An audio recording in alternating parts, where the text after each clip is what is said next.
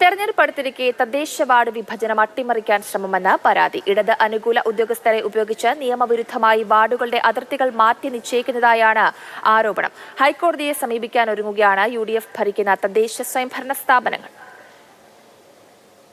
തദ്ദേശ വാർഡ് വിഭജനം LDFന് അനുകൂലമാക്കി മാറ്റാൻ ഉദ്യോഗസ്ഥരെ കൂട്ടുപിടിച്ച് ശ്രമം നടക്കുന്നതായാണ് ആരോപണം.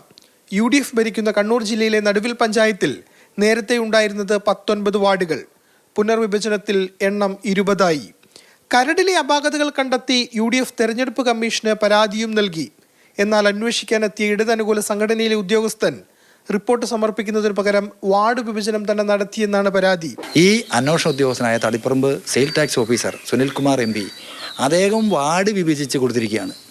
ഒരു ഗ്രാമപഞ്ചായത്ത് സെക്രട്ടറി ഇലക്ഷൻ കമ്മീഷന് വേണ്ടി ചെയ്യേണ്ട ചുമതല ഈ MP സുനിൽകുമാർ എന്ന് പറയുന്ന തളിപ്പറമ്പ് സെയിൽ ടാക്സ് ഓഫീസർ നടത്തിയിരിക്കുന്നതായിട്ടാണ് ഞങ്ങളുടെ കയ്യിലുള്ള രേഖ.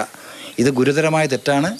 ഇലക്ഷൻ ഡീലിമിറ്റേഷൻ കമ്മീഷനെ നോക്കുകുത്തിയാക്കിക്കൊണ്ട് ഇടതുപക്ഷ ചായ്വുള്ള ഉദ്യോഗസ്ഥന്മാരെ ഉപയോഗിച്ചുകൊണ്ട് കേരളത്തിലെ വാർഡ് വിഭജനങ്ങൾ അട്ടിമറിക്കാൻ ശ്രമിക്കുകയാണ്. വാർഡ് വിഭജനം അട്ടിമറിക്കാൻ പഞ്ചായത്ത് സെക്രട്ടറിയുടെ ചുമതലയുണ്ടായിരുന്ന ഉദ്യോഗസ്ഥന് നിർബന്ധിത അവധി നൽകിയെന്നും ആരോപണമുണ്ട്.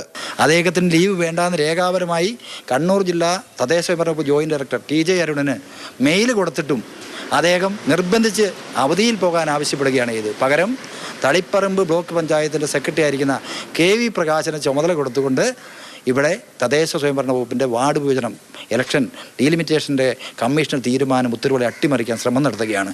വിഭജന പ്രക്രിയ അട്ടിമറിക്കാൻ ശ്രമമെന്നാരോപിച്ച് തദ്ദേശ വകുപ്പ് സെക്രട്ടറിക്കടക്കം പരാതിയും നൽകി. വിഷയത്തിൽ നിയമപോരാട്ടം നടത്തുമെന്നും UDF ഭരിക്കുന്ന തദ്ദേശ സ്വയംഭരണ സ്ഥാപനങ്ങൾ വ്യക്തമാക്കുന്നു. മാതൃഭൂമി ന്യൂസ്, കണ്ണൂർ.